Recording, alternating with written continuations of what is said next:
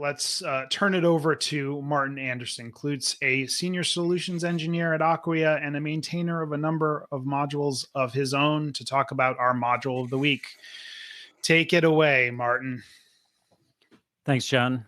Have you ever wanted your Drupal site to have a trash bin for content entities so they wouldn't be immediately deleted from the database? There's a module for that.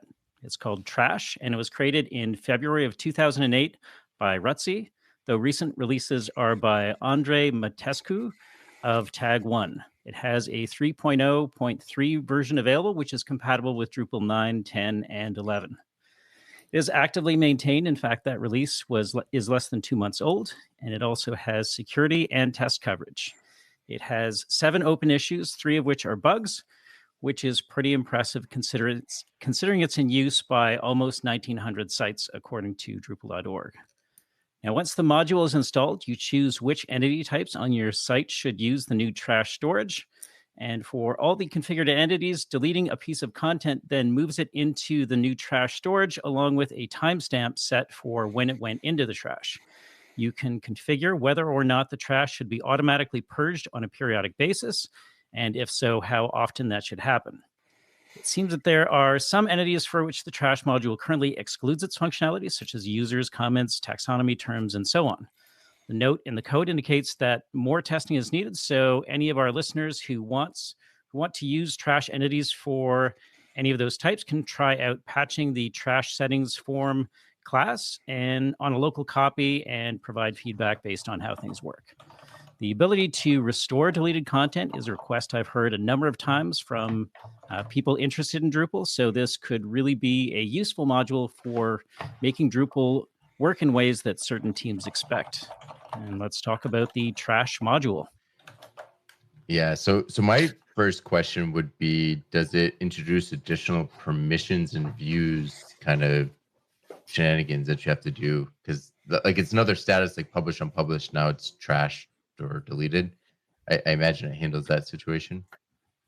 So it looks like it does introduce, it looks like at least 3 new permissions around administering trash, viewing things in the trash, and viewing deleted entities, as well as something that looks like it's a little bit more dynamic. So I imagine you can set it even per entity type. Okay. Very cool. Yeah, what's the data model for this? What's the relationship between being deleted and revisions and actual published versus not published status? So it does add a new base field, which is where it stores that timestamp for when something goes into the trash. And then it also looks like it adds new storage to the different entities where it's enabled.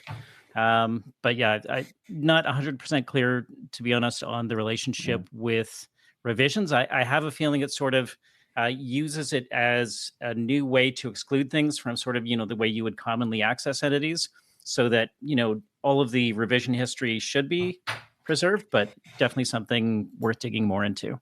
Yeah, I'd be interested in is it still published if it's in the trash? And what does it do to a view that's filtering on published versus not published? That sort of thing.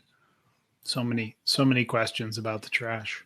And then my next question would be, what happens to paragraphs? Because revisions always get, especially with like multilingual stuff, like can you trash just a particular translation, or like this feels like one of those modules that could make your database very large very quickly.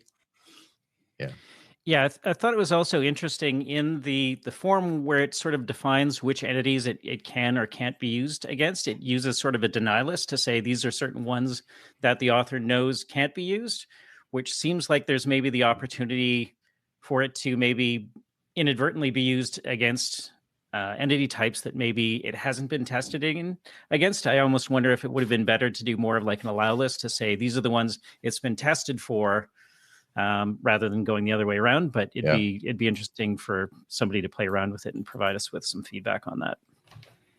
I know what Nick's doing after the show today. Absolutely not. I only test things that I open myself up for. All right, Martin, thank you for that enlightening module. And if folks wanted to suggest a module or just generally get a hold of you, how could they do that?